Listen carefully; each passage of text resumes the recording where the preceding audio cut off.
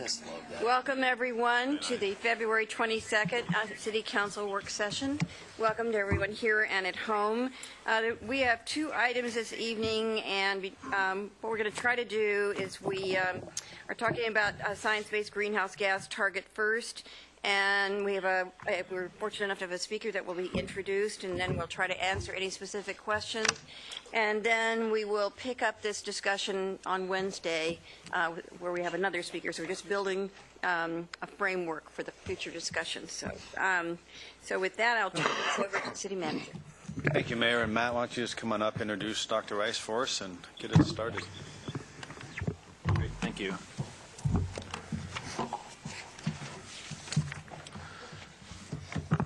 Does that work all right? There we go. You do have to kind of kiss these things, or they won't hear you. But you're lucky your mic will work. Don't actually kiss it.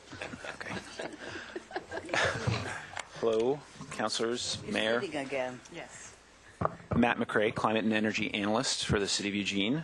Thanks for having me back again. We were just here on February 10th, where we reviewed briefly the carbon budget concept. And just as a reminder for audiences at home as well, we had a council session on just reviewing climate science on December 16th. And today we're going to discuss the methodology that we've used to create a carbon budget for Eugene and the findings of that 350 parts per million carbon budget. To start us off, we have a guest with us, Dr. Andrew Rice.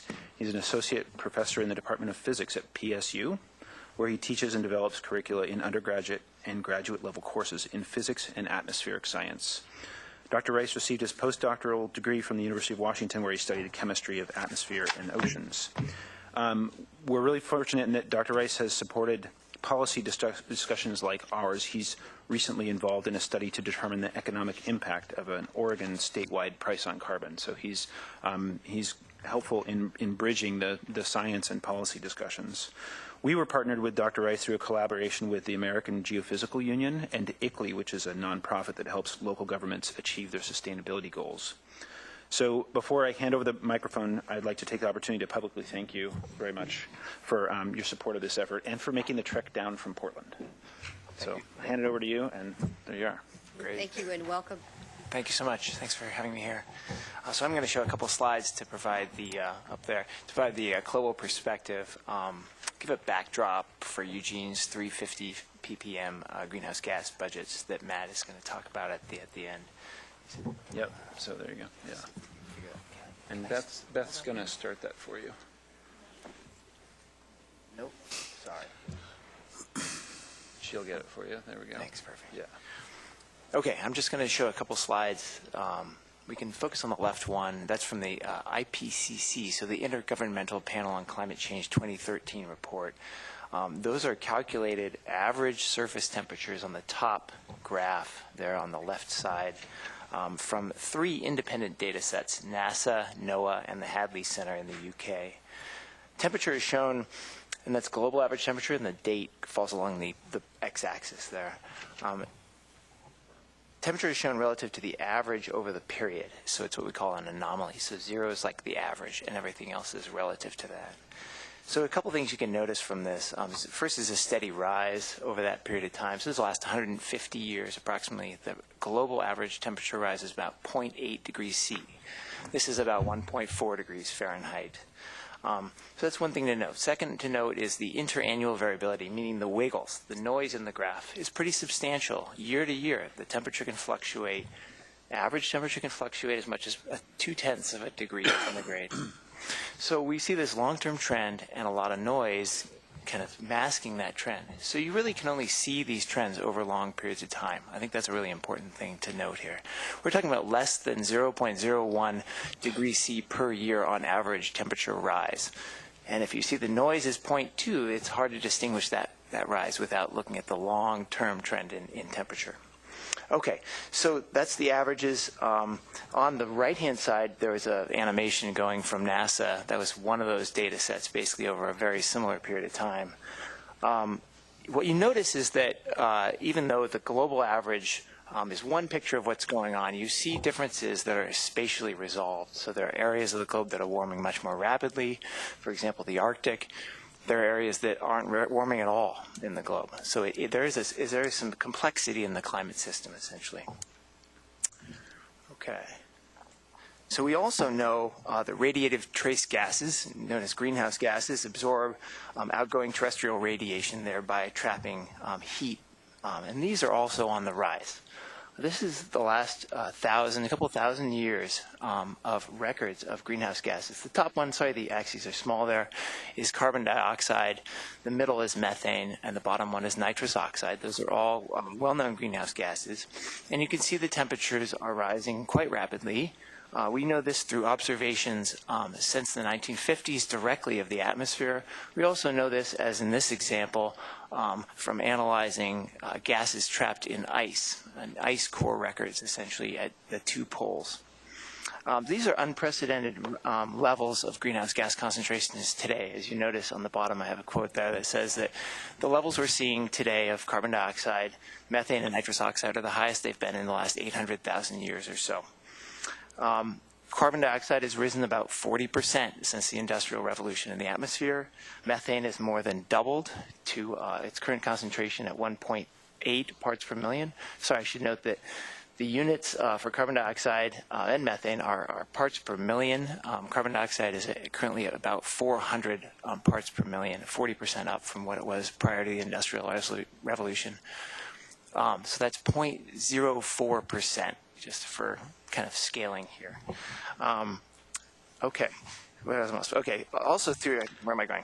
Through extensive research over the past several decades, including measurements of these greenhouse gases, but also temperature, natural forcings such as solar radiation, radiative calculations, global climate models, scientists are very confident that most of the observed warming that we saw in the last figure is linked to these anthropogenic greenhouse gases, man-made greenhouse gases. So most of the warming is man-made. Okay, for the future, so this is supposed to be the future, and you can see we can focus on the left-hand side there. That's just the years on the x-axis. And for the future, we run what are known as climate models. And we run climate models because we only have one chance to perform the experiment, okay? So what we've come up with, this is from the last, again, the IPCC report, are these different models of what the future could look like. There are various what we call RCPs, or representative concentrations pathways. These are, at their essence, future forcings, future radiative forcings of climate. You can see that blue curve, RCP 2.6, is about the most optimistic scenario. On the y-axis on the left-hand figure is essentially the emissions in what we call petagrams of carbon per year. So that's the emissions of carbon into the atmosphere every year. And you can see on that blue curve there, that's again the most kind of optimistic, it peaks at about 2020 and then drops off. Okay, so that's one scenario. Another scenario, RCP 4.5, has it rising until 2040 and then dropping off. And RCP 6.0 has it rising until about 2080. Okay, so those are the different scenarios that you put into a climate model. The climate model is then essentially returns what is the climate response to those forcings. So that's on the right-hand side. What is the temperature? How does the temperature respond? And these are average global temperatures on the right-hand side. And you can see the temperature response in each case. And the minimum response from RCP 2.6, which is that blue curve and the color coordinated, fortunately, is about 1 degree centigrade warmer in 2100 than it is today. Now remember, this is on top of an already 0.8 degrees C rise. Okay, so we're talking about total since the Industrial Revolution of about just under 2 degrees C. Okay, and so that's what the IPCC at the end of the report summarizes, that under RCP 2.6, we are unlikely to go above 2 degrees C prior to the pre-industrial revolution. But above that, it will rise above 2 degrees C. If you look at the light blue color, that's 4.5, you can see that should be about 2.2 degrees warmer than today's temperatures. Okay, the bottom line, though, from all these different curves, is that we have a choice here. We have a choice to make in terms of the pathway moving forward into the future, and the emission scenarios will determine how much the temperature will rise over that period. Okay. So this is a really interesting and a useful framework for looking at carbon emissions. This is a new way, in my view, the most significant new way of looking at carbon emissions globally and the response of temperature to those carbon emissions. So now we're getting rid of time on the x-axis, and we're going to plot cumulative total anthropogenic carbon emissions in gigatons of carbon. Gigaton is 10 to the power of 9. It's a lot, big number. Okay. What the y-axis is the temperature response to that. Okay, and we've only been looking at it this way in the last 6 or 7 years or so. And it's really remarkable. These are actually measurements. So this is emissions inventory taken from fossil fuels, for example. And then we see the measured temperature response to those emissions. And it's a straight line. It's what we call linear, right? It goes straight. It's really quite remarkable, I think. And you can see over this, so this is the measured period. Okay, if we overlay on top of that what the future predictions in the different scenarios looks like, it continues to be linear. Okay, and so we can use this approach essentially to estimate for how much emissions will the temperature rise. It's crude, but it actually appears to be holding. It's quite remarkable. So for example, if you want to hold temperature rise to 2 degrees C, if you go up on the y-axis to 2, on the x-axis, that corresponds to about 1,000 gigatons of carbon total. Now, the way cumulative emissions work is essentially summing up all the emissions since, in this case, 1870 or so. Yeah. So, was that a beeper? No, you're good. That was mine, sorry. No, it's fine. Where was I going? Okay, so this is a really neat policy tool, actually, right? Because at the global perspective, we can say, okay, what if we want to limit emissions to a particular temperature? We can set an emissions budget for that to reach that temperature or less in terms of the global average. Okay, so scientists, the IPCC in particular, but scientists are, IPCC really is by design policy neutral. Internationally, policy addressing climate change is made through the UNFCCC, which, and I have a quote there, seeks to achieve stabilization of greenhouse gases concentrations in the atmosphere at a level that would prevent dangerous anthropogenic interference with the climate system. Okay, so typically the most widely discussed target in terms of temperature is that 2 degrees C number, and it comes out of the Copenhagen 2009 Accord. But they did address that 2 degrees C in the most recent Paris Agreement, and I have a quote there from Article 2 of the Paris Agreement, which says, and paraphrase here, that holding the increase in the global average temperature to well below 2 degrees C above pre-industrial levels, and to pursue efforts to limit the temperature increase to 1.5 above pre-industrial levels, recognizing that this would significantly reduce the risks and impacts of climate change. Okay, so that's kind of where our international community is headed at this point. However, I'm going to close with one more slide, and that is that several recent studies have challenged the 2 degrees C number. They think it's too high. And we have to keep in mind that any temperature limit is partly subjective, okay? But this study, it's titled Addressing Dangerous Climate Change by Hansen and Co-Workers, suggests that 2 degrees C is simply too high because it's outside the normal range of what's called the Holocene, which is the last 12,000 years or so. They cite many examples that are already occurring in terms of the climate impacts and would be larger as we move above 1 degree C, including things like sea level rise, shifting climate zones, extermination of species, extreme weather events, human health. And just a quote from their study, it says, climate impacts accompanying global warming of 2 degrees C or more would be highly deleterious and far into the danger zone. So the left-hand side, I have a couple curves up there. They strongly advocate in this study for fairly deep emissions cuts beginning in 2013. Now, the paper was published in 2013, so that's where the date comes from. But if you look on the left-hand side, I've got a red circle there, and there's a star, and that's kind of where we're at in terms of the global concentration. So they recommended emissions cuts of about 6% per year on the global scale, and that would return the carbon dioxide concentrations back down to 350 ppm, which is where that number comes from, by the end of, by 2100, right about there. Okay. If on the right-hand side is the temperature response in their paper to those cuts, and you can see that it keeps the temperature just around the 1 degree C range, which they argue is the range of the Holocene, again, the last 12,000 years or so. Okay, so if we take this number, this 350 ppm, and the prescribed cuts that they propose, this, again, limits the cumulative carbon emissions to a number like 500 gigatons instead of the 1,000, and that's much smaller. That's half as big. Okay, by their estimate, we're already at about 370 gigatons of fossil fuel carbon. So they're talking about fossil fuel carbon emissions. Okay, and I think that's about all I had. I just had my contact information. If you'd like to contact me in the future, please feel free to do so. I'll pass it on to. Thank you. And I'm just going to follow up with a few more slides and then open up for conversation. So we've already talked about and just had restated for us the reason we're focused on 350 and the science there. And we're reminded that we're in good company thinking about cumulative emissions and thinking about a carbon budget approach and focusing on a target below 2 degrees. And so the next few slides are very plainly what that target looks like for Eugene.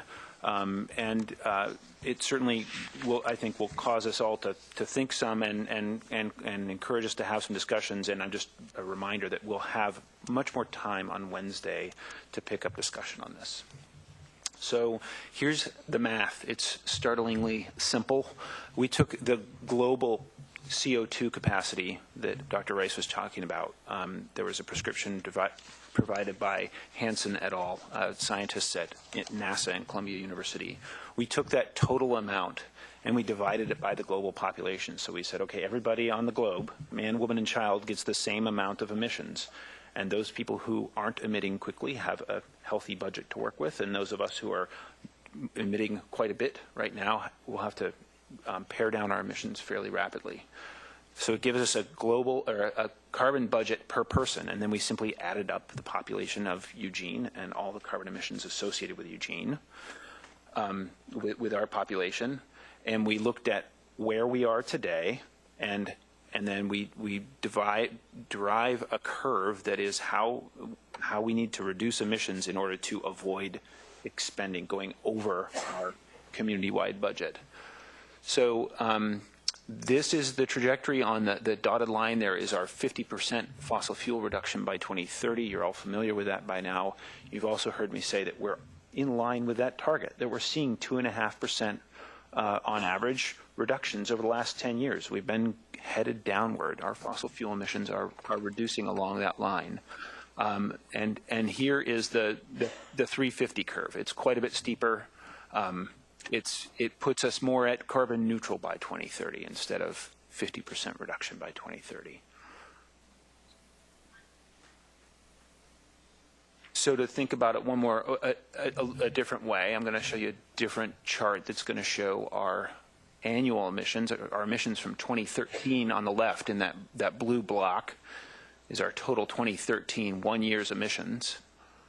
And in the red, you can't read it very well, but in the red is the total 350 budget. And so you can see that at the rate of emissions, at least that we were producing in 2013, it's not a huge budget. So that really is the punchline. It's kind of where we'll stop for today. It gives us a lot to think about, and again, we'll have quite a bit more time to chew on this at the next session on Wednesday. My hope is that we can take advantage of Dr. Rice's time, and if there are questions about the methodology or anything that he brought up, we can take the limited time we have right now, which is about 10 minutes, to aim questions his direction. Around. Thank you very much. Thank you. Appreciate you being here very much. Yes, Chris. Thank you. Great presentation. I really appreciate it. When we create these kinds of ambitious goals to achieve, I think part of what keeps us on track and helps us to be committed to that goal is an understanding of what the implications are, what the consequences are. I mean, with my kids, do this or this consequence occurs. Could you help me to understand what a 2 degrees C consequence is, so that I can have at least as clear as you can. If we don't do it, what does that mean? Because in my home, if I change the temperature in my home 2 degrees, it's like, yeah, big deal. So what? People need to understand that a 2 degree change isn't like in my home where I just change my thermostat 2 degrees. What does 2 degrees mean realistically in terms of the impact? What happens if the global climate changes 2 degrees? I'll begin to answer that question. Keep in mind that we're actually not on the 2 degrees C trajectory right now. We're probably on the 3 or 4 degrees C trajectory, but that's fine. However you want to describe it. That's right. So, I mean, the climate impacts, it will depend highly on kind of where you live. If you ask a nation, I know there was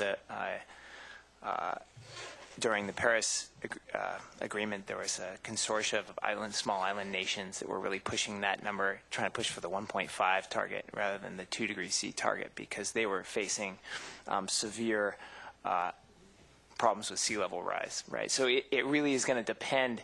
You know, most of the world lives near sea level. It will not affect us here in me in Portland or you in Eugene with the sea level rise, at least not dramatically where we're living. But these climate impacts will vary depending on where you live. In the Northwest, we're actually somewhat insulated, I'd say. We're going to be dealing with issues with snowpack, for sure. Snowpack not only does make nice skiing,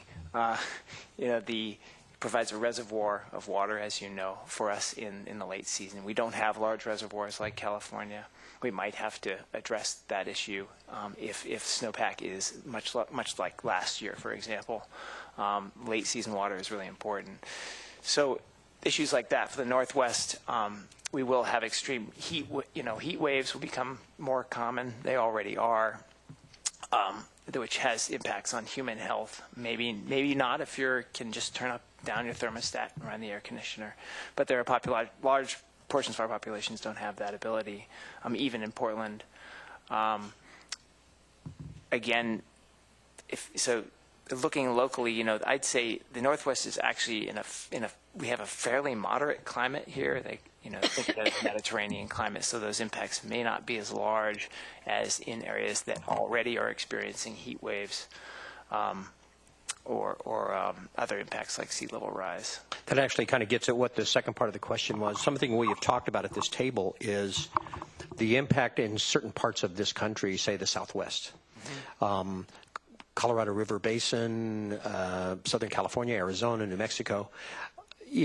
Could those areas with a 2 degree climate change, could they render themselves uninhabitable enough that large numbers of people might migrate to other parts of the country, even the Northwest? Mm-hmm. Yeah, well, they talk about climate refugees being a potential issue for the Northwest. Essentially, people that no longer live in their region of the United States, for example, and that may be a real consequence. I'm not an expert on the climate impacts of the desert Southwest, but they're certainly already experiencing drought, and that should be more severe in time, and under any scenario. Yeah. And then the last question was, if we set these goals for Eugene and Lane County in our area to meet, and that's a wonderful thing, we're talking about global degree shifts and global parts. What is the incentive or the effort or the possibility of getting the rest of the planet on board with this? Countries like China or Russia or other countries that don't seem to feel the same level of urgency. How is little old Eugene, Oregon, going to make a difference when you have entire continents that don't seem to feel? I mean, what's the larger strategy to do more than just what we might do? Yeah, thanks for bringing that up. Yeah, absolutely right. Eugene is a small population. I don't know the numbers off the top of my head, and I know Matt does. What Eugene does in and of it by itself is pretty irrelevant in terms of the global climate, in terms of emissions. And that's what's difficult about this tragedy of the commons problem of climate change. I would say thus far in the United States, the leaders on looking at mitigating carbon emissions have been cities and have been states, and that the U.S. is finally, the federal government's finally starting to move in that direction. The The cities can continue to lead, or they can just leave it up to the federal government. Even at the global scale, I think there's a lot of, this is my own take, there's a lot of resistance to action without the United States. So I think that chain continues to propagate. And so it'd be very easy for Eugene or Portland, Seattle, whatever, just to throw up their hands and say, it's irrelevant what we do. But they have been the leaders up till now. And I think many cities will continue to lead in that area. Thank you. Yeah. Mike? Thank you, Mayor. Dr. Rice, thank you very much for the presentation and for being here. Along the lines of one of Chris's questions, I had a long talk with Lisa Prohl, one of your colleagues up there at the Population Forecast Center at PSU, and I hope the two of you have some opportunity in the future to work together so that maybe she can answer our question from down here about what we might expect with regard to population forecast. I wonder if you can tell me the half-life of atmospheric carbon. We think about it as a lifetime, not a half-life, but it's not that different. We think about it as falling to 1 over E, which is 2.718, but it's close enough. We'll call it the same. It's about 100 years on average, okay? And that's actually one of the issues with carbon emissions is that once it's emitted into the atmosphere, it will be there for 100 years. It actually has multiple lifetimes depending on what question you're asking with regards to the ocean, with regards to the biosphere. But on average, it's about 100 years. So the carbon we emit today will be around to absorb infrared radiation for the next 100 years. And that's why one of the reasons that there's so much inertia in the system, and the other is heat in the system too. So that, again, this idea of cumulative carbon emissions actually works. It's very surprising. Yeah. I found this graph very surprising when I first saw it also. It's the Titanic, and it doesn't move quickly, I would think. Yeah. Exactly. Yeah. If you're going to turn it, it's going to take a while to turn it. And the direction you've come is going to continue for a while. It will continue. That's the depressing thing. If you leveled off carbon emissions today, temperature would continue to rise. I know that we all have hope about what could have happened in Paris. Do you believe, not as opposed to hope, do you believe the world will reach 2C? Do you believe we'll cap at 2C? I think it's feasible. I think the scientific community thinks it's feasible, the 2 degrees C, the 1,000 gigaton carbon cap. I know that there are many plans for how to accomplish this. What I'm asking is someone so deeply steeped in the science and in the process, if you believe it will occur. Wow, that's a tough one. I would say that I'm more a believer today than I was 5 years ago. Mm-hmm. Scientists are often dismayed with the lack of political action, and especially on the personal side. However, there is now action, even at the international level, and that is encouraging and a bit surprising to me, given the past. So I'm more of a believer now than I was a few years ago. That doesn't totally answer your question. I don't know. I can't predict the future. I think you all are probably better at it than I am. I don't know about that. I read a lot about an upcoming prediction, well, obviously from what we see, of a new Maunder minimum that's likely here soon. Can you tell me why that won't be an impact, or will it?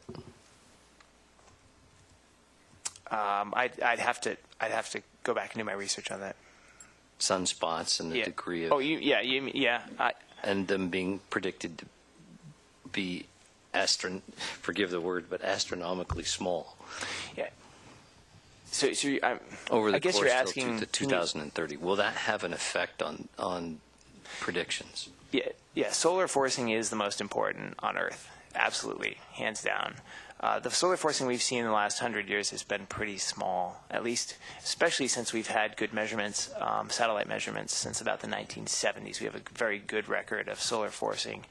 And overall, that natural forcing from the sun has been small. There is this 11-year cycle, and it does go through minimum and maxima outside that cycle.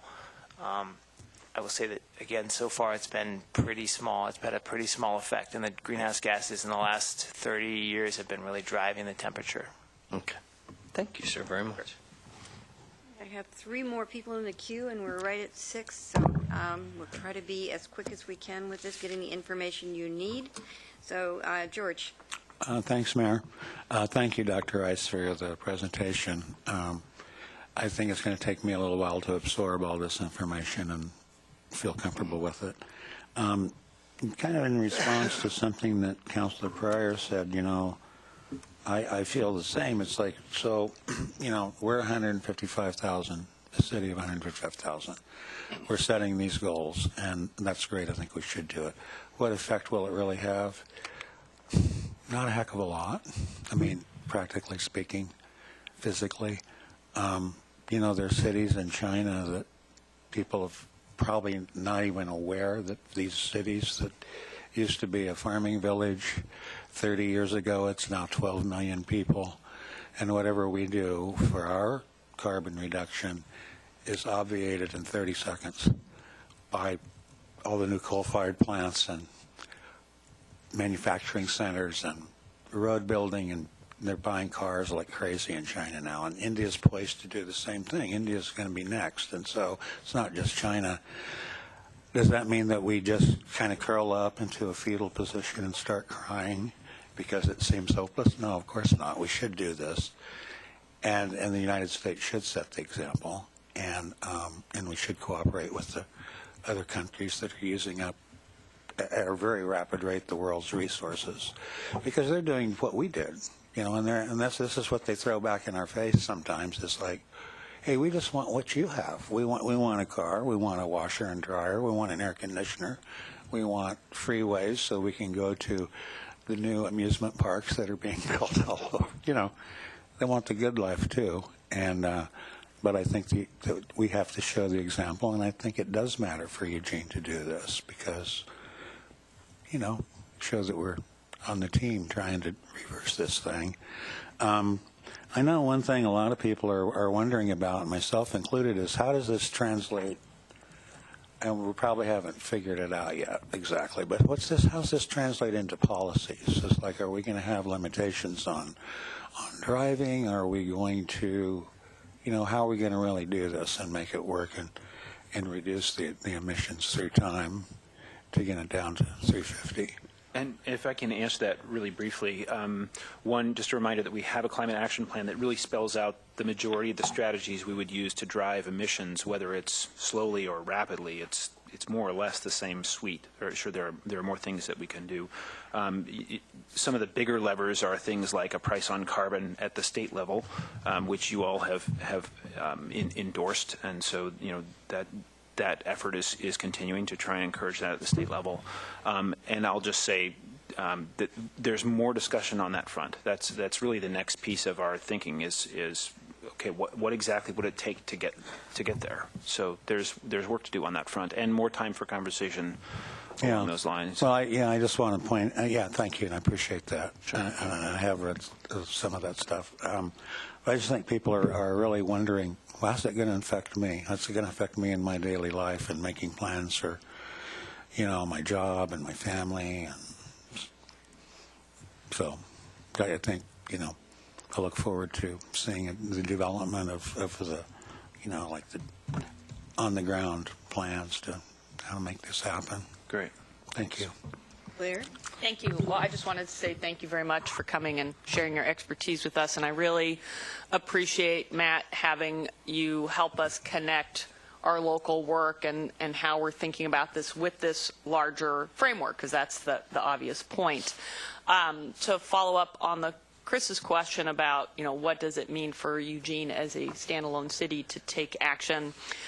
Recently, our mayor was part of a convening with the mayors of Seattle, Portland, San Francisco, Los Angeles, and one of the things they discussed was trying to work towards a regional approach for this, which makes a lot of sense. We've also got British Columbia, you know, up above us there working on it as well. And so I wondered if you might just take a minute or two to speak to how you view those kinds of regional efforts and how we can, you know, expand our impact by joining with those other cities in some work. Yeah, I think regional efforts are the way to go in connecting these measures. Also, in terms of Mr. Brown's question about what are the things we can do to mitigate greenhouse gas emissions in our city. I think sharing that information with cities trying to wrestle with the same problems. This is a pretty big task. Carbon is embedded in pretty much everything we do currently, everything we buy, all the energy we use. It's there. So I think teaming up, especially with like-minded cities, with like-minded states, forming coalitions. I think, for example, on the price of carbon, I think even much of Oregon recognizes they probably won't do it by themselves. They need probably California or Washington or both in order to do that. I think the larger the group is, the more power they will have, and the more voice, the stronger the voice will be also in terms of the things they're doing. So I think that's right along the lines of what, kind of what I'd hope for. Alan? Yeah, Dr. Rice, thank you for schlepping down here all the way down to little old Eugene, and also for being a peer reviewer.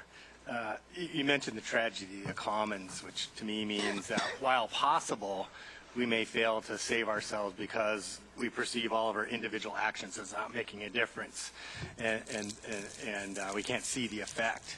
And I guess while it would be nice if there were some silver bullet that we could point to that would solve climate change problem, it doesn't work like that. And it takes probably billions of actions that will all add up to a big effect. That's kind of the, not a silver bullet, but silver buckshot approach. Maybe, Matt, you can help with this too. There's a huge difference between the slope of the line between our 50% reduction and the 2%, which is coincident with our state reduction goal line 2 and the 350 budget, which is really steep. Maybe you could summarize why those approaches are so different, why the slopes are so dramatically different, and what makes them so different. Yeah. 7 words or less. In 7 words or less, I'm on 4. That's 6, you're done. Yes, briefly. The state targets are based, and actually probably one of you can correct me if I'm wrong here, on the Kyoto Protocol, right? It's based on targets set in 1992. And the idea was if we hit this number of 75% reduction by 2050, we'll be able to stay under at 350 or below. But what really happened was between 1992 and 2005, our emissions continued to climb. And so the total amount of emissions that we continued to push out was really big. And so we spent through, we worked through a huge amount of that emissions budget that we're talking about. We've spent a bunch of it between 1992 or around 2005 when the Global Warming Commission set that target. I don't know what year it was set. 2006, I think, or 7. Yeah, so right in there. But by the time they set that target, a bunch of the emissions had been used. We've worked through that, and so we just have a relatively small emissions budget remaining, and that bears out in the global budget that we were provided by NASA. Mm-hmm. Yeah. This is a relatively new concept, this carbon budgeting approach. Has anybody actually adopted this approach in doing carbon planning? Yeah, so this is where we're in new territory here in terms of traditionally the targets are based on the Kyoto Protocol and our historical base. This is a very different approach, actually, a very fundamentally different approach. And I think it was more convenience that we've adopted the older approach of this is the target we want to be in 2020. 10% below 1990 levels by 2020 is a fairly common target, or as you noted, 75% below 1990 levels by 2050. But those are more historical than they are in terms of trying to really address what do we want to keep temperature to. It also assumes the rest of the globe is doing that the same. Those traditional approaches. Like in Hanson's paper, he says, okay, if the whole entire globe reduces by 6% per year, we're going to end up at 350 ppm and about 1 degree C temperature rise. This new approach says, okay, well, we have this much. It's a simpler approach, really, in many ways. We have this much carbon to spend left. And how you allocate that is very complicated, but Matt kind of took the middle approach, is that everybody gets the same. There's no answer to that. Unfortunately, there is not. So, I mean, I think these policies will emerge today because this is kind of a new approach of way of looking at carbon, these cumulative carbon emissions and temperature targets. It's very elegant. It's very simple, but it hasn't been developed yet. Yeah. So while there is no clear answer, it is a pass-fail test. Alternatively, you know, we've eaten some of that budget. We're at 400, above 400, 404, someplace like that. And so if we tried to just limit to where we are right now, what kind of impact would that look like versus a 350, getting back down to 350? If we tried to limit our emissions, Trying to stay where we are instead of get back down. stabilize our emissions where they are today, Yeah, I think that puts us 400-ish. back on the track for the 4 degrees or 5 degrees that you were discussing. And as we talked about, you know, climate feedbacks that really, you know, relinquish our influence on climate change at that point. Yeah, it really depends what the rest of the globe is doing, of course. But if you looked back at those early graphs, even the not so optimistic scenarios, except for the most extreme, had emissions peaking later on in the century, 2040, 2080, depending on your scenario, and then dropping off. If we just leveled off emissions, you would continue to see temperature rise well above what we have today. Because it lasts for 100 years. Exactly. Exactly. One last question is about monitoring or mitigation and adaptation. And how much study has been done about adaptation, meaning saying, oh, well, we screwed up, we got to adapt to climate change effects, build higher seawalls or whatever, versus how much study has been done in the mitigation part, and which one is more cost effective to do? You'd have to ask an economist that question in terms of the last piece. There is a fair amount on adaptation. Again, adaptation will really vary a lot depending on what part of the globe you live in. Portland actually just started efforts, the city of Portland just started efforts on adaptation to climate change. And you might look at their recent report. I think it came out last year. Yeah. So you might take a look at what kind of their adaptation strategies are to things like heat waves, reduced snowpack, these kind of issues that will be relevant. But again, it will vary dramatically. If you have to move, it's a completely different adaptation than, say, than just adapting to higher temperatures. Yeah, I recall that I think it was the prime minister of one island in the South Pacific, maybe Palau, actually had a cabinet meeting underwater in scuba gear demonstrating the effect of climate change on their government, seat of government. Because if you're at sea level, 2 feet of sea level rise means your whole country's underwater. So it really does depend where you sit. Do you have anything to add to that, Matt? No, just on an adaptation front, that it's at least within the profession of local government, it's a relatively new discussion. So I would say, you know, it wasn't really a very robust discussion until perhaps 2005 or 2008, and there people really started talking about adaptation at a local government level. I mean, there were some discussions, but whereas the mitigation discussion's been going on since the early 80s. So there's certainly been a lot more thinking and discussion about all the mitigation strategies than there has been about adaptation. It seemed to me that talking about climate refugees, having trying to figure out what to do with them once they get here versus preventing them from getting here, it would be a lot cheaper to prevent them from We're getting going here. to wind up this discussion with Betty. Let's build a wall. Is anyone talking about population control? As if we have fewer people, obviously we have less carbon emissions. And when you mentioned the tragedy of the commons, I thought, back in 1970, I thought we were going to get serious about population control. And that seems to me to be a big part of the solution. But since that's not happening right now, and since what we do doesn't make a lot of difference, what do you think specifically? We have young people coming all the time and asking us, what are you going to do? Do we have anything specific that we can tell them that we are doing in Eugene to do our part? Not just asking the state to do something, but what can we do? Yeah, sure. To take a quick stab at that, a whole host of things that we are actively doing here in Eugene. eWeb has taken a number of actions over the last 20 years to invest in energy conservation, so that we, as a community, are using less electricity today than we would have been otherwise. We're seeing build out of the LTD bus rapid transit system that makes it way easier for people to get around without relying as heavily on an automobile. We have statewide laws that require us to keep our footprint of our community fairly compact, and that has allowed us to make a community that's more bikeable and walkable than it would have been otherwise. There are a number of things that are coming your way in the transportation discussion. So you have decisions that you'll be making about transportation investments, and that's a very specific place where you have an influence on our community footprint. Does that answer your question? I was thinking of what regulations can the city, I know that we are doing some things, eWeb's doing some things, state we have goals, but... The regulations I leave to you.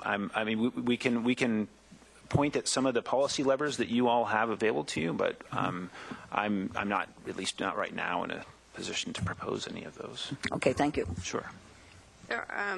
I just remind us that we've done a lot of work, and I know Portland's already well into it with the scenario planning and what those levers do. And so we can not only look at the work we've done for our area, but look at how it's been behaving as it's been implemented in the Portland area, and that's an important thing that we ought to be. And I'd also say that from the international perspective, certainly China will make mistakes that we haven't made, but they're missing a lot of them that we have made, and they really are trying to not go through the same list of bad decisions that we've made. But they've got different ones, and they have huger and huger implications. But but they also have the because of the form of government they have the ability to move things faster, because they don't really, at least under the current practices, they don't have to ask anybody. They can just do it. So there you go. Thank you very much for being here. We have another important discussion coming up, but we really appreciate your time,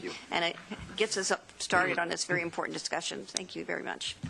Okay, we're going to switch on to our work session number 2. Turn gears, and we're going to be talking about downtown. I'll just turn over to Denny. Cause du jour.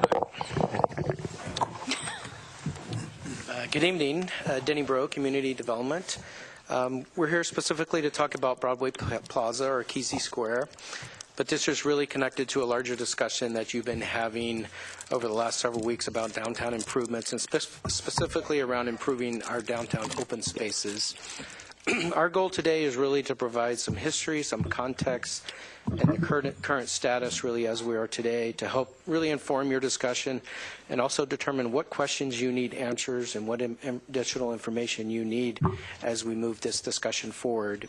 In December, we came to council in executive session, and we discussed a proposal that came forward for the purchase and redevelopment of the Broadway Plaza parcel. It came from a group of local community members called the 2EB LLC, in which they proposed a mixed-use housing retail development project. Council indicated that more information on the 2EB proposal was desired, and because other interest had also come forward from the adjacent property owner, Ali Amami, Council expressed a desire to gauge other interest as well. We subsequently issued a request for expression of interest, an RFEI, to see who else might have an idea for redevelopment of the plaza. In the RFEI, we identified 3 potential outcomes for the property. 1, redevelopment of the site. 2, a public improvement to improve the use and appearance of the plaza. And 3, an option that would be take no action or leave it as it is for now, I guess. The RFEI focus was specifically on the first option, expression of interest from parties who have redevelopment concepts in mind for the Broadway Plaza. There were 3 responses, and Nan Lawrence is going to cover those in just one second. Clearly, there are various and varied opinions regarding what exactly we should be doing to improve the Broadway Plaza site.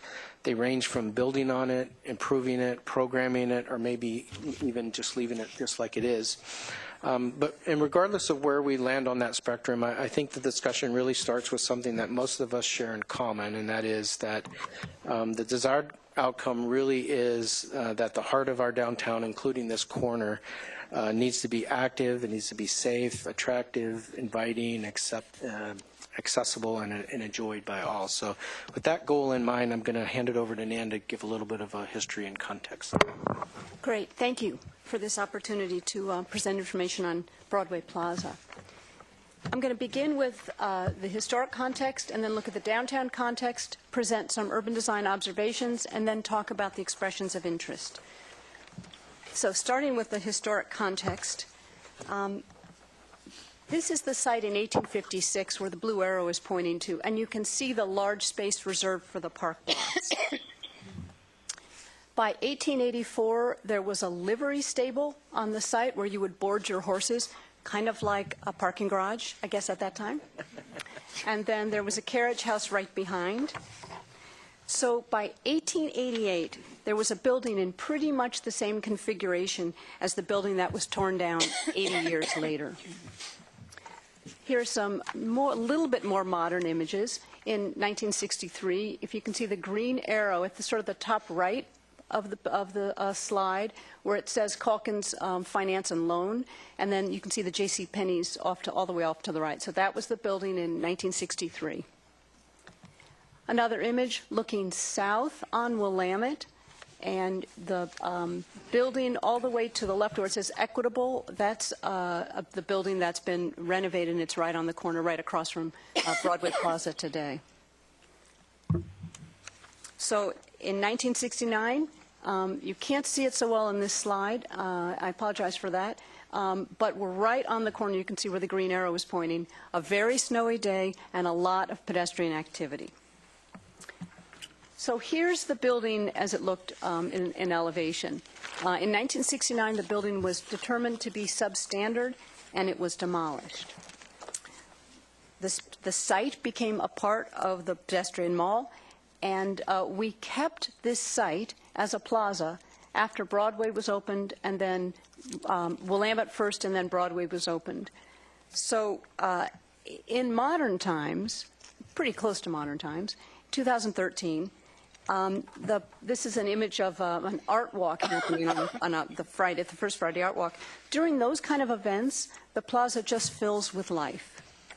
But at other times, this is a 2015 Google Street View, so they just come in when they're available, so it's a random day last August.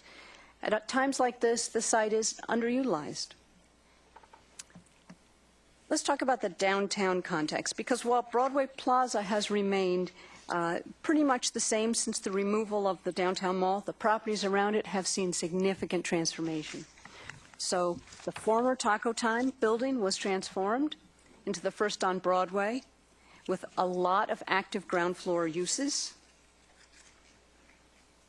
The Woolworth Pit, and now the Woolworth Building, which now has Euphoria Chocolates on the ground floor. The former Penny's or Center Court building, which was transformed into the Broadway Commerce Center, with Barn Light and Sizzle Pie and Killer Burger on the ground floor. A lot of pedestrian activity. Pedestrian being important from the discussion you just heard, pedestrian meaning people are walking downtown. There's places to go, and it's an easy way to get around. The city invested heavily in all three of these corners. Broadway Plaza sits at the intersection, of course, of Broadway and Willamette. And Willamette is really a growing cultural corridor with multiple venues along this short stretch, and the Halt Center at the top. The plaza is also part of the network of downtown open spaces, including the Halt Center Plaza, the Park Blocks, the new plaza at City Hall, and the new Riverfront Park. The goal is that all of the public spaces, including the sidewalks and the uses that spill onto the sidewalks, have their own character, but together add up to a high-quality, inviting, active, safe, authentically Eugene public realm. A downtown that in 2021 we get to show off to the world, and then we get to enjoy for years to come. Moving from the downtown context to some urban design observations, as with the comments that were made about the park blocks in January, these observations don't suggest a specific course of action, but they're important considerations that need to be part of any open, constructive discussion about the space. First of all, the size. So the plaza is located in the center of downtown, but the size doesn't reflect the importance of the location. It's sized like a pocket park, which is generally tucked into the fabric of the city in less central locations. The plaza has been compared to Paley Park in New York or other successful small urban spaces, but these are typically used as retreats from the bustle of the city, not the center of activity in the core of downtown. When a city center has a premier public space as an anchor, it's typically a larger space, such as our park blocks or Pioneer Square in Portland. Another urban design issue is sunlight. Most of the plaza is in shade during the winter months, and the cold and the wet make the space less welcoming. Adjacent uses is another urban design issue. Great urban public spaces have a symbiotic relationship with their surrounding uses, each making the other stronger. Although there's now redevelopment across the street, the walls that bound the plaza to the south and the east do not contribute to the plaza's activity. Now that you have more context for the site, let's turn to the expressions of interest. 3 responses were received: Auto Petitia, Ali Amami, and 2EB. Auto Petitia responded with an approach that suggests that the city take a lead role directing the development. Other elements include focusing redevelopment on the properties adjacent to the plaza, preserving the majority of the plaza, making it slightly smaller, such as by expanding the Voodoo site about 15 feet into the square and the Persian Rug store about 25 feet into the square to make those more easily redevelopable. And then renovating the plaza to meet the needs of the community and the surrounding uses. The team is led by Auto Petitia. One key difference between this and the other responses is that Mr. Petitia suggests that the city take a proactive role, a partnership role, and direct the development both of the plaza and the adjacent development. We asked for information on the timeline and the feasibility and the cost, and this response does not include that information. The goal for Mr. Petitia is active open space and increased density of development. The second one received was from Ali Amami, and actually it represents 2 options, 2A and then 2B. The 2 options from both preserve the plaza property, and they focus change on the adjacent properties, which he owns. Option A includes a 6-story building with retail and restaurants on the ground floor and 55 residential units above. Mr. Amami's team includes also TVA Architects and 2G Construction. He does not identify a timeline or a cost to the city for this option. His goal is to contribute energy and business into downtown and to preserve the plaza. The second option he presented actually proposes a renovation of the existing building, not new construction, and includes a public-private partnership for a microbrewery incubator and a restaurant. The second option, essentially opening up the walls and activating the uses to the south, would include a shared cost with the city for doing that work, essentially opening up the walls. The option included a timeline and that shared cost. The goal is to create a strong, active, distinctive urban center with cultural, social, and entertainment uses. The third response to the request for expression of interest came from 2EB. And their proposal is the project that initiated this conversation. Key elements include a 6-story mixed-use building, the proposal limited to the Broadway Plaza parcel, a double-height ground floor with retail and restaurants, 35 to 40 residential units above, including a third of the units dedicated to workforce housing units. The 2EB team is made up of Mark Mixis, Kaz Ovesi, John Rao, Greg Brokaw, Hugh Pritchard, Harris Hoffman, and Sean Highland. The proposal fills the plaza and uses the extra-wide sidewalks that surround the space for public activity. This proposal includes a feasibility analysis, cost, and timeline. The goal is to contribute to an active, interesting street life, quality places to live, moderate income housing, and creating the continuity of the urban experience. Downtown, as you know, has seen a lot of changes in just a handful of years, especially with the significant investment that the city has made on 3 corners of the Broadway and Willamette intersection. Downtown is reemerging as a vibrant part of our community identity and regional economy. The long-held community goal is that this place, not just the plaza, but where two great streets come together, all the adjacent uses, to have that add up to the vitality and identity and the enjoyment of downtown and build a walkable downtown. In light of that goal, we're talking about three options: redevelopment, reimagining the public plaza, or doing nothing at this time. So today, we'll be listening to the discussion for any more information that you need, and we'll come back in March to continue the broader discussion on the full range of downtown improvements. Thank you. Thank you. Anything else, Denny?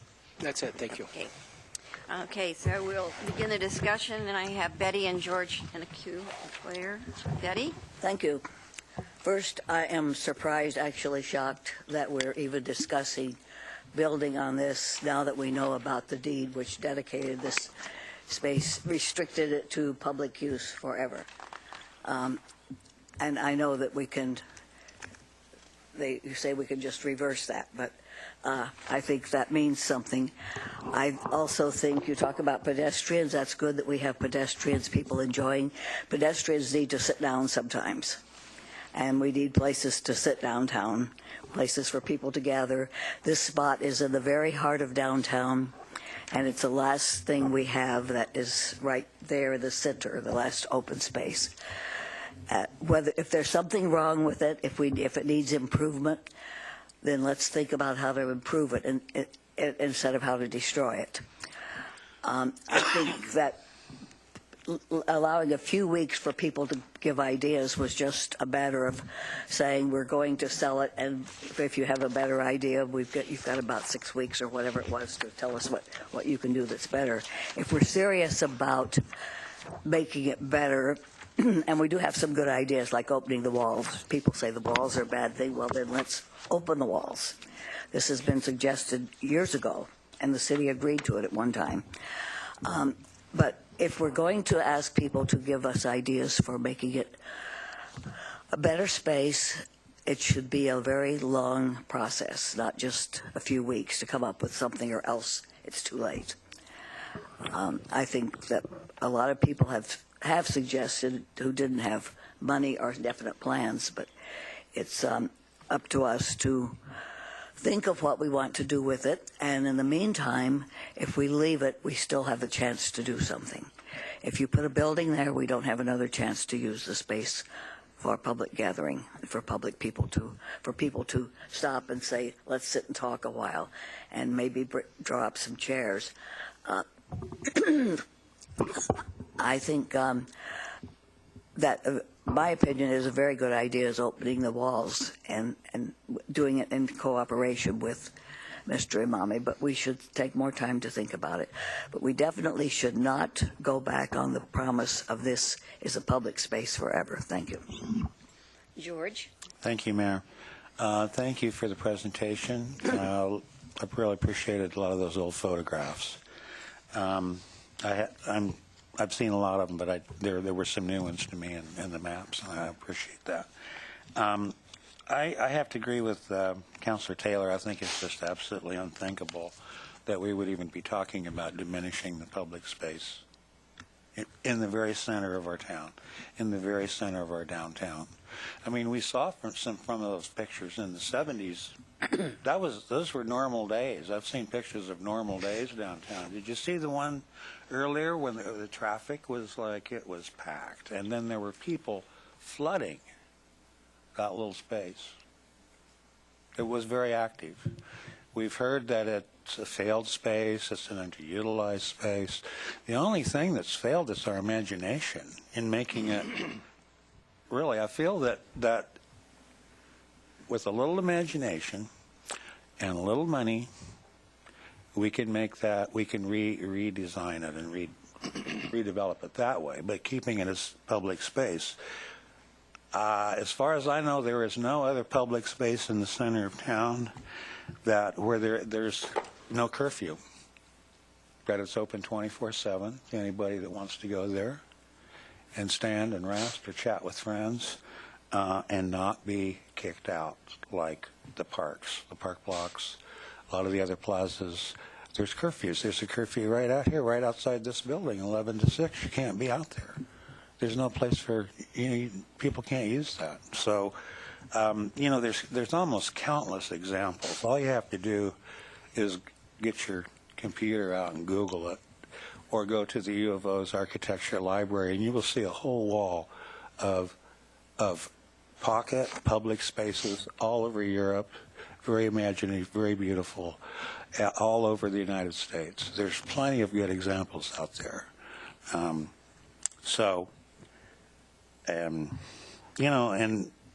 save it for another round, I guess. But as far as I know, there's no other public plazas where there's no curfew, where people can exercise, if they choose, their First Amendment rights. And I just am really kind of stunned that we're even talking about this, really. Because, look, one of the developers, they're going to develop across the street, 33 Broadway, is that my understanding? Is that correct? Sure. So why not just be happy with that? I mean, why take up both of the spaces? It's really a bad road to go down and diminish the public space. And I'll need another round, Mayor. Thank you. Claire? Thank you. Thanks for the recap. So I'll share, I'm not prepared to make a decision to sell or make major changes to the plaza this evening, but I'm going to share some of my thoughts on this whole topic. I very much appreciate the 3 proposals that came forward, and I've personally been supportive of the 2EB concept put forth by John Rao and his team. Leaving aside the debate about the square itself, I think that proposal has a lot of merit.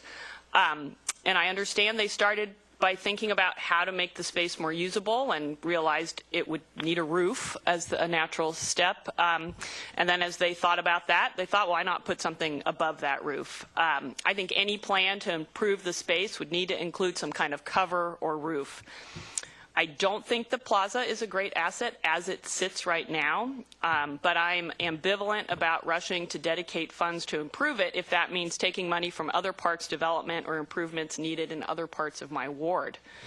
I suppose urban renewal could be used for this work, but given the attitude of some on this council towards that funding option, I won't suggest that today. I don't share the worry expressed by many that our downtown is lacking public space or that giving up this space is betraying our duty to preserve public space. This intersection is the center of our commercial district, and I, for that reason, see no contradiction in supporting commercial development there. In addition, the park blocks are dedicated public space less than 500 feet from the plaza. We are not New York City with skyscrapers dominating the landscape and where access to open space is limited. We have a great deal of open space very close to downtown. When our new city hall is developed, there will be additional public space there, as well as with the eWeb development. And lastly, this piece of open space used to have a building on it, which actually negates the argument that once we lose open space, we can never get it back. But I simply cannot ignore what many members of the public have shared with us about how they value this space, how they use this space, and how they view it as remaining as a public sphere as an important value that reflects Eugene's value as a city. So my current position is that we should leave the square as a public space, continue to find ways to support downtown business success, work on creating a climate downtown in which all people can feel welcome and safe, and maybe take some time to look for a third way, and I see it kind of embedded in some of the proposals, where the space remains public, remains in the public realm, but perhaps a commercial development overlaying it.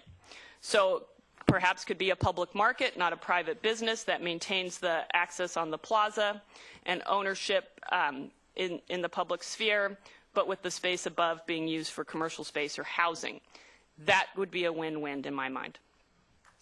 So I've got Chris and Mike and Al in the queue. Before I call on them, I'm going to build a little bit on what Claire has said and that we've seen in some of the proposals. As I look at the proposals, I'm struck by the possibility of a win-win if all parties would work together. We have a proposal to build housing with workforce units. We need housing. We need workforce units, and we need more housing downtown. Our housing stock has no vacancies. We have a proposal to open up Ali Imami's property onto the plaza. If all parties would be willing, we could look at for a partnership to build the housing, open up the walls to the plaza, and maintain the public space that is far more pleasant than we currently have. I'd be interested in looking at this win-win rather than a protracted battle between different ideas for the space. That's strictly up to the folks that have brought their proposals forward, whether they want to work together on trying to find that win-win. But I see that as a better solution for the community and really responding to what we've heard from everybody and coming up with something better in general in the long run. So that I'll turn to Chris. Madam Mayor, can I get in the queue, please? Surely. Thank you. In fact, I'll continue on with kind of the thinking that's gone with the last couple of folks. My interest really is in what is going to be accomplished in downtown, and one of them is housing. I want to see more housing downtown. We had one proposal, but that's not the only proposal that might include an opportunity for housing. And the mayor just mentioned that there's part of some of the other proposals did include housing as well, and that's an interest for me. So if we could preserve the square and still have housing, that might be toward the win-win. And similar to what Claire was saying, I think what I've heard and the feedback I've gotten and the conversations that have been going on would indicate to me that there is a high level of interest of exploring additional options. I am also, like others here, not interested in leaving the square the way it is. It does not work the way it is. But does that mean build a building on it? Not necessarily. And so I think we should take the time to come back with a process to say what could we do with that space that would be in keeping with these different interests. And I don't want to presume what those interests are, but I'm not, like others have said, prepared to act now or even in the short term. I think we need more time to consider in a process that's transparent and thoughtful to do that. And that would be my direction. If I were giving direction, I would say that's what I think we should have next is a more extended process to look at what our options are for that space. An interest I would want to incorporate that is not only a better use for the square, but also housing, a way we could accommodate a housing in whatever design we ultimately use. With regard to the deed, we've already learned through our civic stadium discussions that those things can be changed. We already know that they can be changed. I don't feel constrained by a deed that was done as part of building a failed mall. Because we've already paved over Broadway and Willamette Street, which I'm assuming were also part of that should be used for public use forever and ever. So we're already showing that things change and conditions change. So while I don't feel bound by those, the only reason I'm bringing that up is it allows me the choice about what we do with that space. And the way I would like to exercise that choice is exactly what I've said before, to take the time to look at a process where we could come up with something that could be satisfactory to the community to do there. Not because I am forced to, but because I choose to. I want to look at what those options might be. I'm intrigued by some of the ideas that were proposed.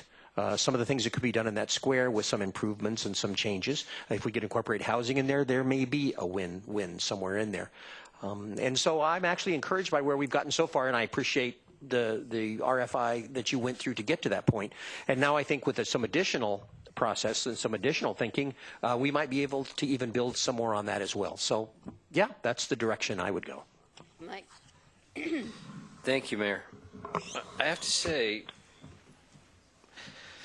I'm familiar with this space. I think more than many. I had an office for 7 years, 1 block away on 8th and Willamette. So I spent every day down there for a number of years. Last year, as somebody who went back to the university to finish my degree, every day from parking to where I would catch the bus to go over to campus every day, I walked through every single day. And while I think it's underutilized space, I think that it's not a place I was proud of as a city resident when I saw it every day. But I understand the very strong reaction we're seeing from an awful lot of people who like it just the way it is, thanks. And there's a pretty high degree of conflict here, and I'd never heard that before just now, but I have to say I tend to agree with the mayor that the best option here is to try and find the win-win, whether we can or can't. I think the best way to go is to look for it. I understand the value of the option presented with the development there too. I must have missed an email somewhere along the way, because I actually don't know much about the deed restriction and what that means. And so I guess my first questions would be, why doesn't that deed restriction end the conversation? The deed restriction was imposed by the Urban Renewal Agency. All of you are the Urban Renewal Agency. If you recall, when we had the conversation about Civic Stadium and what kind of deed restriction 4J might put on that deed, a future purchaser can go to 4J and ask 4J to change the deed restriction. In your role as the Urban Renewal Agency, you can direct the changing of that deed restriction. In your role with the city, you did that a couple months ago with the Very Little Theater. There was a deed restriction that was imposed on that deed many, many years ago. You gave direction to remove that deed restriction. So in your role as the city, you're bound by that deed restriction, but you all are the Urban Renewal Agency, and if you choose to develop that with a building on it, in your role as the Urban Renewal Agency, you can change that deed restriction. What year was that deed restriction put in place? I think 1971. I'm wondering if anybody can give us a historical perspective on why the council did that, because it would have been the council in 1971 that said, we're going to do this, right, as acting as the Urban Renewal Agency. Was it the same? They were separate at that time. Yeah. Separate. Didn't know that either. Learn something new every day. Okay. Can you tell me why the Urban Renewal Agency at that time made that determination at that time? I can't tell you, but given the other kinds of property transactions that, whether it's the city, this Urban Renewal Agency, or other Urban Renewal Agencies have been involved in, the property was deeded to the city for zero cost. And the reason why was because I'm assuming, was because the Urban Renewal Agency said that's part of the rest of the mall that was going in. The rest of the property was being deeded to the city as part of that mall. This was being deeded to the city as part of that mall to be used as public open space. So it strikes me that ever since then, our notion of what the downtown mall or the downtown space is has been kind of constantly evolving since that time. I'm honestly, sincerely, I'm not sure of the best way to go, other than I tend to agree with the mayor on this one. I don't know what it is, but I would hope there's a win-win somehow. Thank you. Thank you. Ellen. George, are you still there? Not anymore. Okay, go. Yeah, I haven't made up my mind about what to do about this yet either. Regarding the deed restriction, 1971 was over 45 years ago, and can you go back and try to find out some history about that? I mean, it wasn't the city council; it was a separate urban renewal district, probably all men, that made this decision. And was it part of the overall pedestrian mall, fountain, all that? It was all together at the same time? And what was the public process around that at that time? We'll try to find that information out and bring it back. Yeah, that'd be good to know, because I kind of gather it was part of that whole big plan. The only part left is this deed restriction, basically. So the sanctity of plans, right? I think the RFI sure has done its job in sparking interest. Hats off to you and being very successful. I guess my least favorite option of the three is to do nothing. I do like the win-win scenario if we can find that.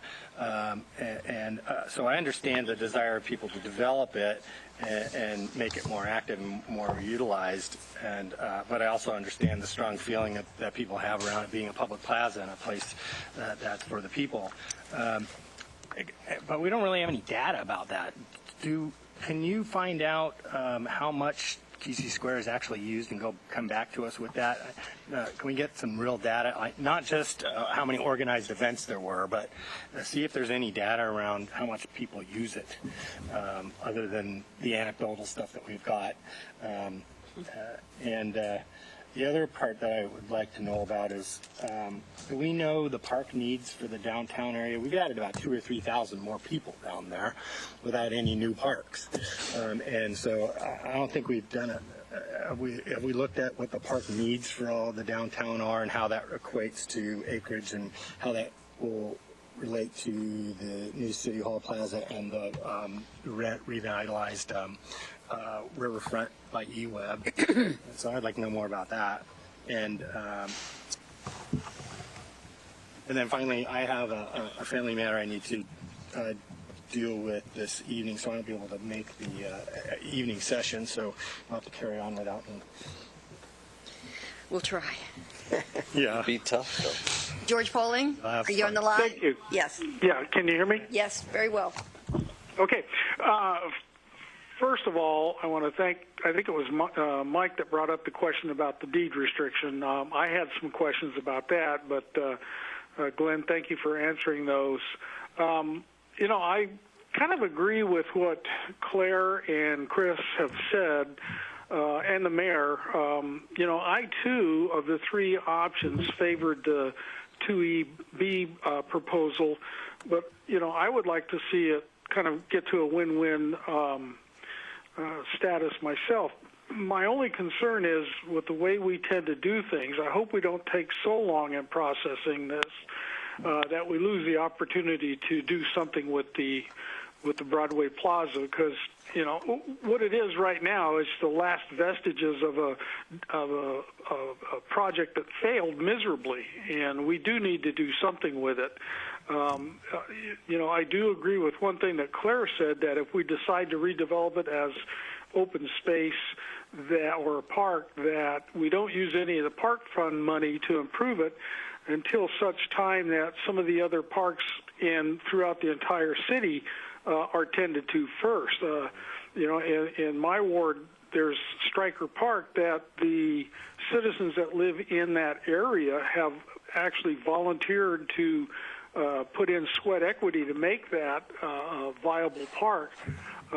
So before any money from the parks maintenance or park funds are used for the Broadway Plaza, I want to make sure that the rest of the parks are taken care of.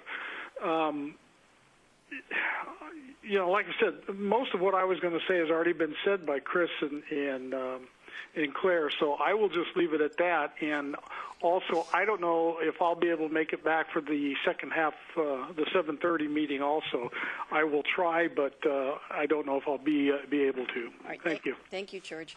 So I've got second queue. I've got 4 people in line, and we ordinarily stop around 7, but I think we could go to 7:10 or something, and that gives us enough time to switch over. So my suggestion would be, from listening to people, that at least we as a city could offer to try to facilitate that kind of discussion about whether there's a win-win here. Yeah, and listening to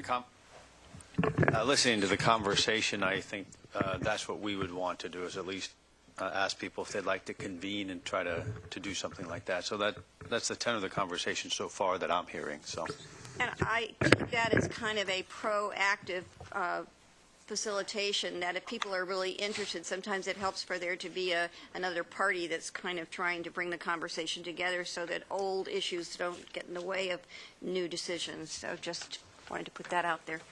Okay, round 2. Madam Mayor, if there's time, I'd like to get into the queue one more time. Well, why don't you just go ahead, George? The only thing I was going to add was that if, and I've said this before, if we decide to proceed with the sale of the Broadway Plaza, I would strongly recommend that we take any proceeds from the sale of that property and use it for the redevelopment of the park blocks. We can earmark that money for that because obviously the park blocks need some rehabilitation also, and in that way, some of the monies that we were looking at from either the park maintenance or park SDCs or urban renewal district would not have to be used to help refurbish the park blocks. Okay, so I've got George Brown, and then Mike, and then Betty, and then Chris. Thank you, Mayor. Well, one possible win-win would be for Roll Brokaw to develop 2EB, not 2EB, but 33EB on the property that they already own. And Mr. Amami could go up on his buildings that he already owns and add housing up above Voodoo Donuts and the Rug Emporium, leaving the square entire and whole. There could be little cutouts and, doors out there, but leaving it as open public space. Now, it needs, I think most of us agree that it needs improvements. There's all kinds of ways that could be funded through time. It wouldn't all happen at once. So when the Downtown Urban Renewal District sunsets, that's $1 million a year into the general fund. Part of it, a portion of it. I'm not suggesting all of it. There's going to be many competing needs for those dollars, and it'll be portioned out amongst, different worthy, necessary projects. But that is a possible funding source. I'm sure there's maybe not historic preservation, but possibly federal and state funds might be available for it. But I'd like to go back to the deed restriction. I think this could possibly be a big-time legal problem. And I think that council really should see, we need to see all the documents relating to the property transfer to know as much as we can about that. The Urban Renewal Agency, which was appointed by the governor at that time, I believe, it wasn't the city council, turned the property over to the city with the deed restriction. The city had 3 choices at that time. Accept the property without the deed restriction via renegotiating the agreement, not accept the property at all. Therefore, that would have allowed the Urban Renewal Agency to sell it to somebody, to a developer. But the city chose the third option, accepts this free gift with the deed restriction. They knew what all the possibilities were back then when they did it. That's the one they chose. I'd like to also point out that the Urban Renewal Agency does not own this property anymore. And therefore, they don't see them being a party to any new negotiations. I'll have to consult a municipal lawyer about that. But and therefore, this Urban Renewal Agency, to my way of thinking, can't remove the deed restriction. But if it's, as the city attorney says, we get into the absurd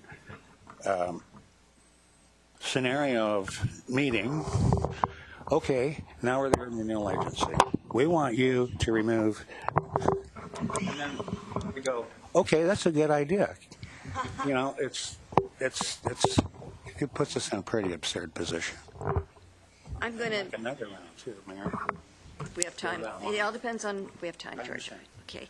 And I'm going to let Alan go because he's got to leave for a doctor's appointment. So go ahead, Alan. I was wondering about the deed restriction, and if the city attorney could look into that a little bit more as well. Sure. Well, Who owns this property? the city does. The city. Right. The property was deeded to the city by the Urban Renewal Agency. Does the Urban Renewal Agency own property? Sure. Yes. Finished? Okay, Mike? There's a MUPTI application as a part of the 2E, right? They have mentioned that as being something that they would pursue. We have nothing in hand as far as an application And at this Ollie's, point. how about this? They have not. There were no specifics about financing. Can you give us subsidies, any et cetera. estimation, or did you ask what the value of the property value of said buildings, either option, would be post-construction? That would be something that would be fairly easy to do, is to come up with a. I'd be interested to know, in the event that there is no MUPTI application on this, what would be the value to the city of the ongoing increase in property taxes of either options that the city would see as a result of it being built? Thanks. And Betty? Just have a few things. If you want to know what happened, we got an email some time ago from Ruth Miller, who was a part of the Urban Renewal Agency, telling us that it was set aside purposely. It was not an accident. So why not ask the people who were involved instead of speculating about maybe what. As far as how much it's used now, we have destroyed the ability to use it. The city destroyed the bench that was there, took away the tables and chairs. So, of course, you make it unappealing, and people aren't going to sit down on the ground. It is not used much because it isn't usable. And it seems that it's been deliberate to make it unusable.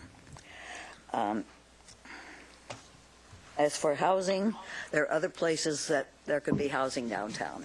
For example, at 5th and Oak, there's an empty building right now. I think it's for sale. And there's a space, it's the perfect space for housing. And I'm sure there are other spaces too, but this space is irreplaceable where it is. It is not a park. We need parks also. But this is a different kind of gathering place. Could be a gathering place. And I think it's really wrong to even think of changing it. I think there will be legal challenges if we try to, as George just demonstrated, we're the Urban Renewal Agency, now we're the city, and we'll do this for you. Thank you. Chris? Yeah, Betty just mentioned what I was going to say. This is not a park. And so you can't use park money, park bond money, park SDC money, park whatever money to make improvements on this property. So you'd have to come up with some other source to do it.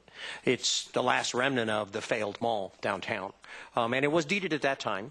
But as we've talked about with regard to the city council, a previous urban renewal agency cannot pose restrictions on a current urban renewal agency.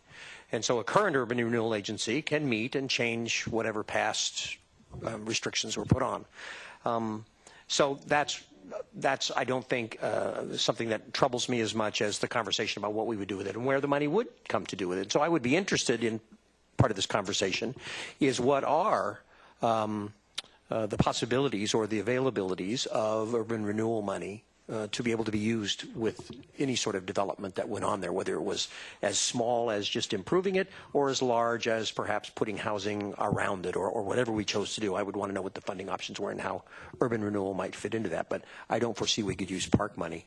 If you want to talk about the parks that need money, it's 30 seconds away in the park blocks. That has a crying need for park bond money or park improvement money and changes to be made. That is a park, and it's a park that's crying for changes and improvements. So we have to multitask here, and those are both, I think, important conversations.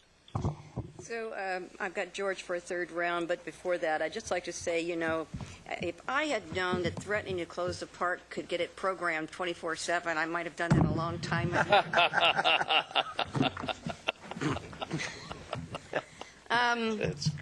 The other thing that I wanted to say is that this is something you do need to grapple with, and you need to grapple with it with our staff and with us as a city, and it's kind of at the heart of a lot of things, and that is a tension between the tension that exists between wanting that space to be used and not wanting it to be used. And it's all about how it's used or how it's not used and what people are comfortable with and not comfortable with. So we have a history of trying to maybe not have certain kinds of activities by removing things and at the same time then making it not very pleasant for anybody. So I think this is something that's not just a staff thing to wrestle with. This is a thing for us all to wrestle with and make a decision about, and really own our decision, because that is at the heart of all of this. And as long as I've been mayor, 12 years now, that issue has been out there every single day, of that tension about, I mean, I've been mentioned everything from putting red chairs down there to let people just figure out fun things to do, to, you know, all kinds of ideas I've seen in other places, but we've sort of been at a standstill. So I think this is a moment that we shouldn't be at a standstill anymore. We should make up our minds about how we want it to function, and put ourselves into it in a way to make it happen. George. Thanks, Mayor. I agree with that. There's a subtext to this whole discussion, and we see it, we've heard it in testimony at public hearings, and we see it in emails, and it is about the so-called undesirables who oftentimes seem occasionally to dominate presence on the square. And who are they? Well, they're homeless people, they're people with unaddressed drug and alcohol addictions, and they're people with unaddressed mental health problems, and they are, quote unquote, the travelers, modern day hobos. And putting buildings on this space is not going to address the social issue in any measurable degree, because the people will still be here with unresolved personal issues. They will still need to be housed. They will still need to receive services, and they're not going to go very far away. They'll be still hanging out in front of whatever new building we plunk down there, or they'll be in an alley over here or an alley over here. There's lots of alleys. They're going to be here. And so that, we need, no one's mentioned it tonight, but it's popped up in past conversations, and we need to really separate those two things.